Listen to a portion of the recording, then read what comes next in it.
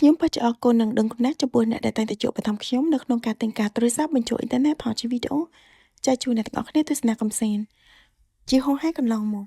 ជាមួយគ្នានេះផងដែរខ្ញុំសូមអរគុណចំពោះអ្នកដែលគាត់មានឈ្មោះថាអ៊ីនីមុលដែលគាត់បានជួបបន្ថែមខ្ញុំនៅទឹកប្រាក់ចំនួន$2ខ្ញុំក៏សូមអរគុណចំពោះអ្នកដែលគាត់មានឈ្មោះថាផាន់ស្រស់ដែលគាត់បានជួបបន្ថែមខ្ញុំនៅទឹកប្រាក់ចំនួន$4444រៀលខ្ញុំក៏សូមអរគុណចំពោះអ្នកដែលគាត់មានឈ្មោះថាអ៊ីរងសៀនដែលគាត់បានជួបបន្ថែមខ្ញុំនៅទឹកប្រាក់ចំនួន$4900រៀលខ្ញុំក៏សូមអរគុណផងដែរចំពោះអ្នកដែលគាត់មានឈ្មោះថាអ៊ីមផាយ៉ាដែលគាត់បានជួបឧបត្ថម្ភខ្ញុំនៅទឹកប្រាក់ចំនួន50សេនខ្ញុំពិតជាអរគុណនិងដឹងគុណអ្នកទាំងអស់គ្នាខ្លាំងៗមែនទែនតែម្ដងអ្នកទាំងអស់គ្នាអាចជួបឧបត្ថម្ភខ្ញុំតាមរយៈ barcode ដោយមានបង្ហាញនៅលើអេក្រង់ទូរស័ព្ទមួយផងដែរដើម្បីខ្ញុំអាចទិញការទូរស័ព្ទបញ្ចូលអ៊ីនធឺណិតថតជាវីដេអូចែកជូនអ្នកទាំងអស់គ្នាទស្សនាកម្សាន្តជាហោហែបន្តទៀតសូមអរគុណយើងមកតាមដានស្ដាប់កម្មវិធីរបស់យើងបន្តទៅទៀតចង់ដឹងថាតើពីនេះមកនេះមានអ្វីសម្រាប់អ្នកដែលកំពុងតែទស្សនាកម្មវិធីរបស់ខ្ញុំមានអ្វីដែលអ្នកគួរតែដឹងនិងមានអ្វីដែលអ្នកត្រូវត្រៀមខ្លួនទទួលយកដែរទេនៅក្នុងពេលឆាប់ៗខាងមុខនេះសិលឹកវាបានបង្ហាញថាអ្នកដែលកំពុងតែតាមដានស្ដាប់កម្មវិធីរបស់ខ្ញុំអ្នកអាចនឹងជួបដោះស្រាយជាមួយនឹងមនុស្សដែលមាន zodiac sign ជាធាតុខ្យល់ហើយនឹងធាតុដីផងដែរពេលថ្មីៗនេះអ្នកដូចជាកំពុងតែឈឺចាប់ឬក៏អាចនិយាយថាទើបតែមានការបែកបាក់ស្នេហាហើយ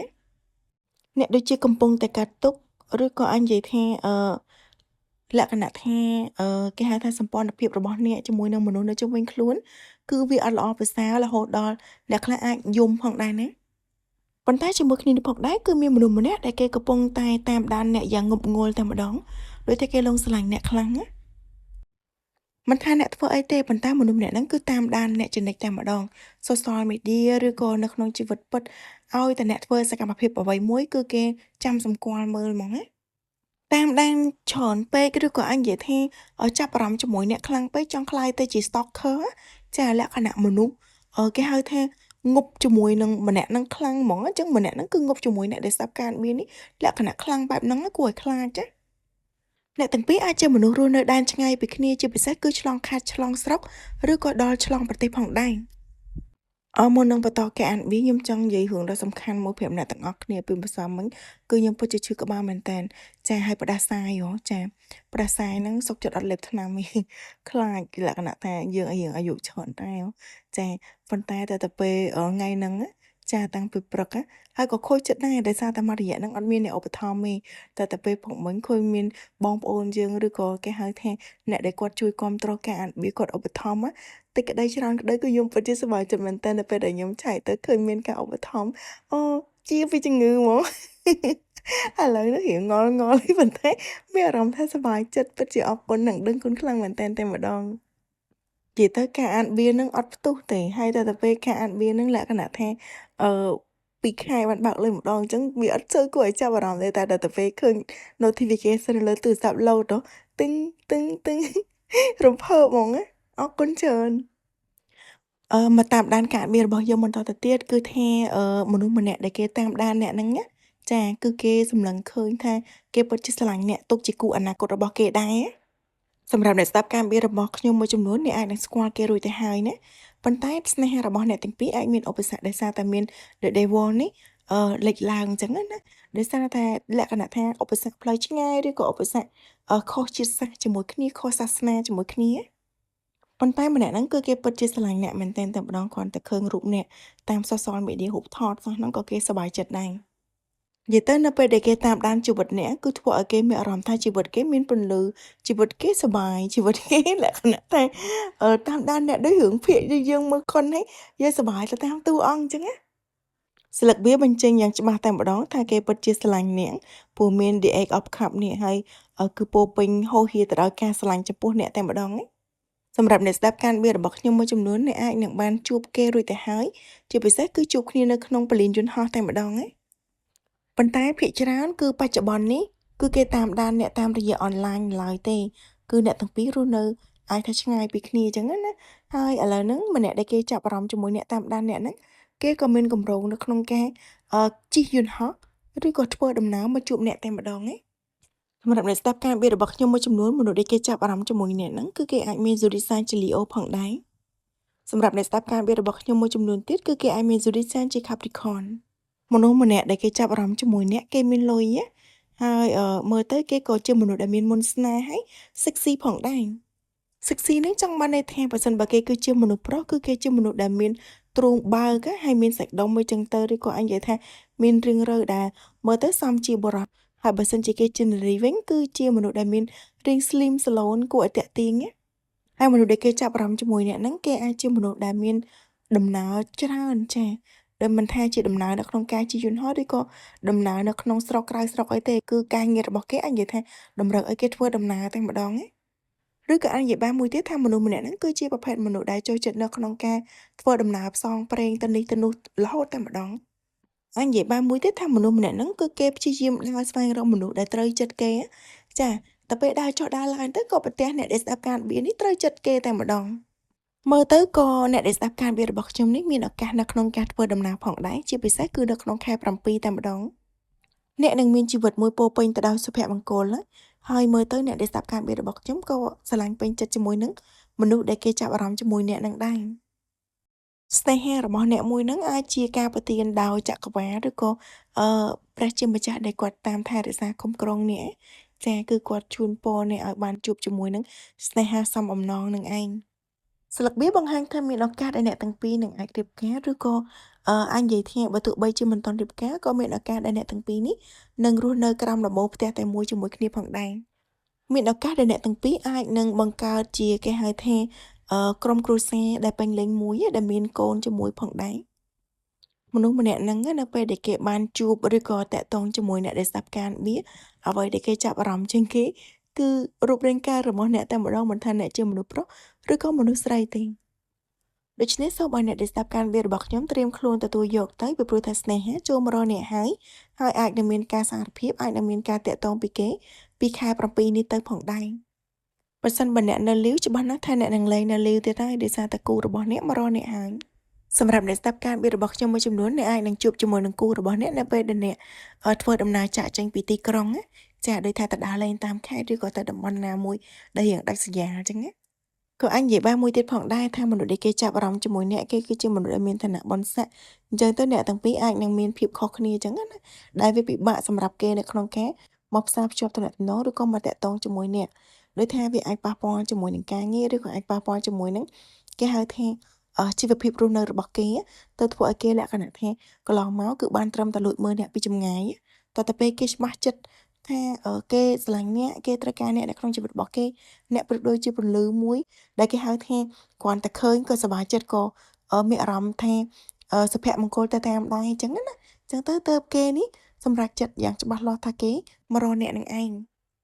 សម្រាប់អ្នកស្ដាប់ការវិទ្យរបស់ខ្ញុំមួយចំនួនគឺអ្នកអាចនឹងបានជួបជាមួយនឹងមនុស្សម្នាក់ហ្នឹងនៅក្នុងពិធីសំខាន់ណាមួយ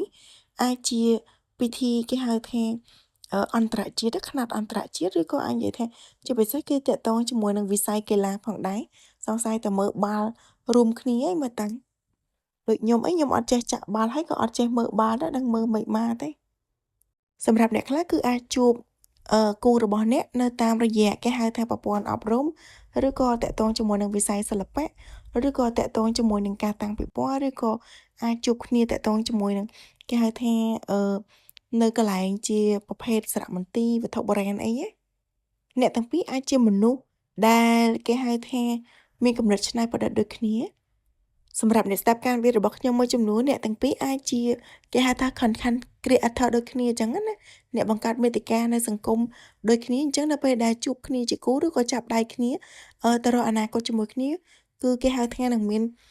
ភាពល្បីល្បាញទៅទាំងព្រមហ្មងណាអាចនឹងមានមនុស្សដែលគេចំណែនអ្នកផងដែរនៅពេលដែលឃើញថាអ្នកដែលស្ដាប់ការវិទ្យរបស់ខ្ញុំនេះបានជួបជាមួយនឹងមនុស្សម្នាក់ហ្នឹងណាអញនិយាយថាមនុស្សដែលគេចាប់អារម្មណ៍ជាមួយអ្នកហ្នឹងគេគឺជាមនុស្សល្បីឈ្មោះគឺជាមនុស្សគេហៅថាអ្នកជំនួញរៀងធំដុំដែរអញ្ចឹងណាចាហើយគេក៏អ្នកមានលុយមានទ្រព្យមានសម្បត្តិមានកិត្តិយសនៅក្នុងសង្គមអញ្ចឹងនៅពេលដែលមនុស្សល្អទាំងព្រមបែបហ្នឹងមកចាប់អារម្មណ៍មកស្រឡាញ់ជាមួយអ្នកដែលស្ដាប់ការវិទ្យរបស់ខ្ញុំច្បាស់ណាស់ថាមានគេចំណែនអ្នកហើយចាហើយមានគេឆ្ងល់ផងដែរថាហេតុអីបានជាអ្នកទាំងពីរអាចស្គាល់គ្នាឬក៏អញនិយាយថាហេតុអីបានជាមនុស្សដែលគេល្អទាំងព្រមបែបហ្នឹងមកចាប់អារម្មណ៍ជាមួយអ្នកដែលស្ដាប់ការវិទ្យរបស់ខ្ញុំដែលអាចជាសាមញ្ញជនណាតែគូរបស់អ្នកគឺគេអត់ខ្វល់ច្រើនទេពីព្រោះថាគេដឹងក្នុងចិត្តរបស់គេក្នុងបេះដូងរបស់គេថាគេស្រឡាញ់អ្នកប៉ុណ្ណាថាគេចង់បានអ្នកប៉ុណ្ណា ហើយក៏ច្បាស់ណាស់ថាអ្នកនឹងបានជួបជាមួយគូរបស់អ្នកនឹងហើយគឺគេមករកអ្នកតែម្ដងសម្រាប់អ្នកស្ដាប់ការវិភាគរបស់ខ្ញុំមួយចំនួនអាចនិយាយថាទាល់តែអ្នកចាកចេញអំពីទំនាក់ទំនងឬក៏មនោសញ្ចេតនាជាមួយនឹងរង្វង់មនុស្សដែលផ្ដល់នូវសម្ពាធក៏ដូចជាគេហៅថាផ្ដល់នូវអារម្មណ៍ទុក្ខសោកដល់អ្នក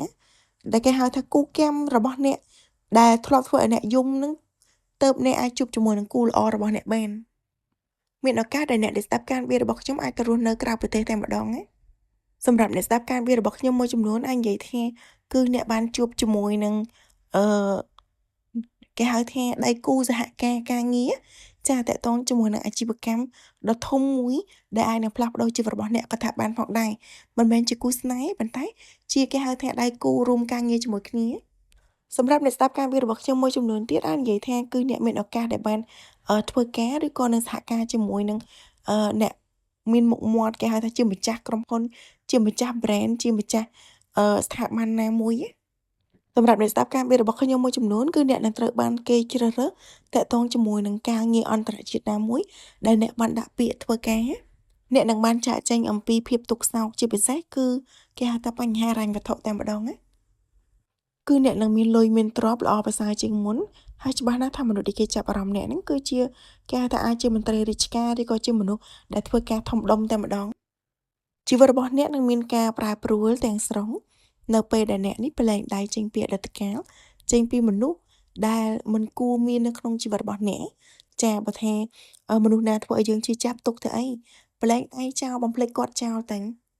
គុំនៅគេងអោបទុកគុំនៅទន្ទឹងរង់ចាំគេគុំនៅលក្ខណៈថាចិញ្ចឹមចិត្តនឹកឬក៏ស្រឡាញ់មនុស្សដែលគេមិនឲ្យតម្លៃយើងតើតែអ្នកប្រឡែងទាំងអស់នឹងចោលសិនកុំរស់នៅខ្វល់ជាមួយសម្ដីអ្នកដទៃចាហើយក៏អាចនិយាយថាកុំរស់នៅលក្ខណៈថាគប់ចិត្តអ្នកដទៃចាដូចថាគេឲ្យទៅឆ្វេងដើម្បីឲ្យគេសប្បាយចិត្តអីចឹងអត់ទេចាតើតើអ្នកប្រឡែងខ្លួនឯងឲ្យមានសេរីភាពហើយទើបអ្នកនេះមានឱកាសបានជួបជាមួយនឹងជីវិតដែលល្អប្រសើរឬក៏មនុស្សដែលគេមកស្រឡាញ់អ្នកគឺជាអ្នកអាចនឹងមានការចុះកិច្ចកងត្រាណាមួយជាមួយនឹងមនុស្សដែលគេចូលមកតាក់ទងជាមួយអ្នកដែរដូចថា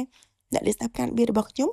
អាចនឹងទទួលបានកម្រងធំណាមួយដែលមានការចុះកិច្ចសន្យាឬក៏អាចនឹងទទួលបានការងារណាមួយដែលមានគេហៅថាកិច្ចសន្យាការងារច្បាស់លាស់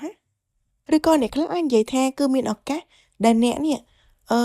នឹងបានភ្ជាប់ពាក្យឬក៏នឹងបានរៀបការជាមួយនឹងមនុស្សម្នាក់នឹងតែម្ដងចានេះក៏ជាទីបញ្ចប់សម្រាប់ការវិភាគនៅក្នុងពេលនេះហើយខ្ញុំសង្ឃឹមថាអ្នកទាំងអស់គ្នានឹងចូលចិត្តការវិភាគរបស់ខ្ញុំសូមកុំភ្លេចជួយ Like Subscribe និង Share Channel របស់ខ្ញុំម្នាក់មួយក៏ដូចជាជួយ Comment ខាងក្រោមវីដេអូថាតើការទូទីនេះត្រូវជាមួយអ្នកទាំងអស់គ្នាបានប្រមាណភាគរយដើម្បីជាការចែករំលែកទៅដល់អ្នកដទៃសូមអរគុណជួបគ្នានៅក្នុងឱកាសក្រោយអ្នកទាំងអស់គ្នាអាចជួយឧបត្ថម្ភខ្ញុំតាមរយៈ barcode ដោយដែលមានបង្ហាញនៅលើអេក្រង់ទូរស័ព្ទផងដែរដើម្បីឲ្យខ្ញុំអាចទិញកាតទូរស័ព្ទបញ្ចូលអ៊ីនធឺណិតថតជាវីដេអូចែកជូនអ្នកទាំងអស់គ្នាទស្សនាកំសាន្តជីហួងហើយបន្តទៀតសូមអរគុណជួបគ្នានៅក្នុងឱកាសក្រោយថ្ងៃនេះកូនខ្ញុំក៏និយាយថាម៉ាមីសំឡេងម៉ាមីប្រែចាតែទៅពេលខ្ញុំថាសំឡេងប្រែមែនហើយទៅគាត់ថាចាសំឡេងប្រែតែម៉ាមីហើយទៅដឹងថាខ្ញុំឆ្លើយប្រាប់គាត់វិញថាមកគេអ្នកទាំងអស់គ្នាឲ្យខ្ញុំឆ្លើយប្រាប់គាត់វិញថាខ្ញុំពេញកំឡោះហើយខ្ញុំទៅពេញរូបរាងចាខ្ញុំប្រែសំឡេងហើយមើលអ្នកទាំងអស់គ្នាតើមានអ្នកណាគេដែលទៅតែប្រែសំឡេងខ្លះអាច comment ខាងក្រោមវីដេអូខ្ញុំបេនចឹងដឹងទៅពេញកំឡោះឆ្នាំហ្នឹងថ្ងៃហ្នឹងហ្មងចាអរគុណច្រើន